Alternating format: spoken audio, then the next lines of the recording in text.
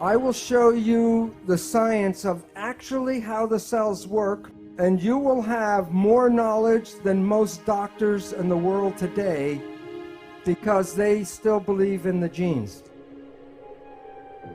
Every cell in your body has a minus voltage on the inside and positive voltage on the outside. Every cell, every live cell is a battery. Every cell has about 1.4 volts, not too much. 50 trillion cells in the body times 1.4 volts is 700 trillion volts of electricity in your body right now.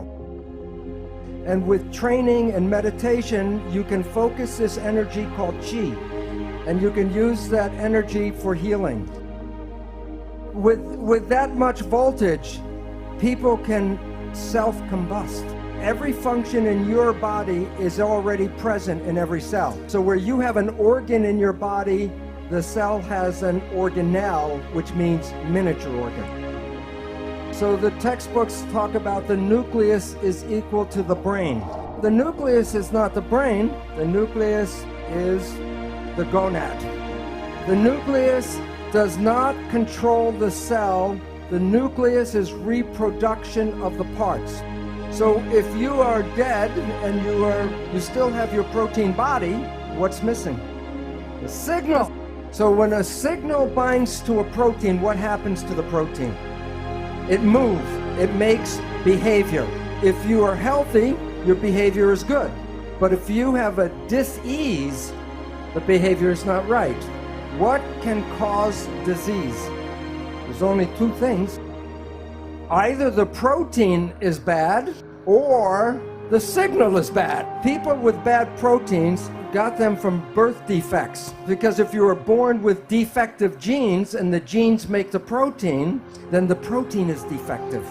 But less than 5% of the population has birth defects. That means 95% of the people should have a healthy, happy existence.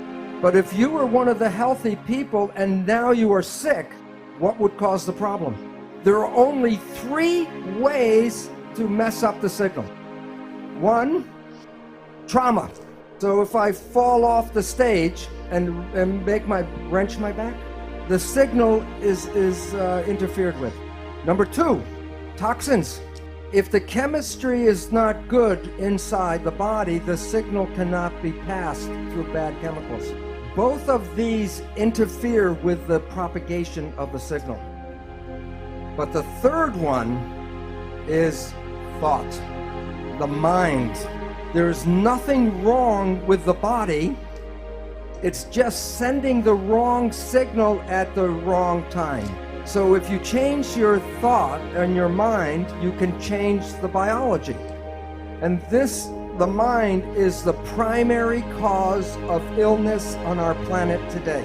What is the name of the switch that controls your biology? Perception. And why that's important is that it's you and how you see the world that controls the biology. We have been given misinformation. When people say a gene turned on and a gene turned off, it sounds like the genes make decisions. Here is the simple truth. A gene is a blueprint. The gene does no control. The gene is never on or off. The gene is red or not red. And what do you think controls the signal? Perception. You are not the victim of your genes because you control your genes. One gene blueprint using epigenetic control can make 30,000 different proteins from one blueprint. So you can come with good genes and then through epigenetic control create cancer, diabetes, and it has nothing to do with the genes but epigenetic control. It returns responsibility for your health to you, and you are not the victim of your genes. Yet every day the media still tells you that genes control this and genes control that. And then people get nervous about what genes are in their family.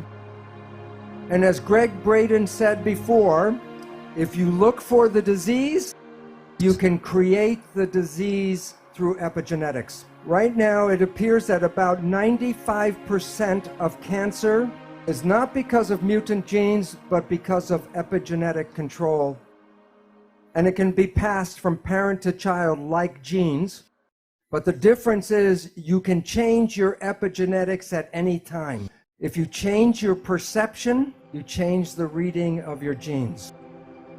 If someone tells you you're going to have a disease and you believe that, then you can create the disease. So when you look at yourself, you're not a single entity, but you are a community of 50 trillion cells. But it's important to understand the word community. Every cell is intelligent, but when they're in a community, they give up their personal intelligence and respond to the central voice. In that community, that a cell must follow what the central voice is. And if the central voice says to die, the cells will die. The central voice is the mind. There are signals from the environment, the internal and external environment. The brain, the function of the brain is to perceive the signals and then interpret those signals and then send the information to the cells to control the behavior and the genetics. So the function of the brain is perception, and from that creates the mind. Now, we have heard of something called the placebo effect, right? The placebo effect is when you have a very positive thought that something can heal you, even if it's a sugar pill, but you believe it's the real medicine, then you can heal yourself with that. So the pill didn't heal you, it was the thought that healed you. Statistics reveal that 1/3 of all medical healings, including surgery, are the result of the placebo effect. And this is what medicine does not tell you, is that there is negative thinking, and it's called the nocebo effect. And in the same power that positive thinking can heal you, negative thinking can kill you. Point is that negative thinking can create all the effects of chemotherapy. Now think about this. If a doctor tells you you have a disease, or the doctor tells you you're going to die, and you believe the doctor because he's the professional, the belief will give you a disease and can cause you to die. So belief becomes an important part of medicine. Now, many of you have heard about the drug Prozac. Every year, billions of dollars are spent on buying Prozac. And here's a surprise, that the Prozac is no better than a sugar pill, so that it is a placebo drug. And yet the people who take it believe in the drug so much, it makes them better. So if you believe that something is good for you, it will be good, and if you believe that it's harmful for you, it will be bad. So the question is, if we are so able to be healthy and young, why do we get sick? And one of the most important reasons is stress. And the function of the stress hormones is to take the energy of the body and get it all to run and fight. So the stress hormones will shut off the functions of things that will not be needed in fight or flight. One of the most important uses of energy in the body is the immune system. Stress hormones shut off the immune system. And the significance is every one of you right now is infected with almost all of the disease germs that humans have. Right now, if I take a blood sample, I will show you you all have viruses and bacteria and parasites. And you might say, well, if I'm infected, then why am I not sick? Because if your immune system is working properly, it will suppress these parasites and germs. But the moment you start to shut off the immune system, then these organisms begin to start growing again. So the idea that you catch a disease is not really true. You already have the disease. And the medical people call these germs and parasites opportunistic organisms.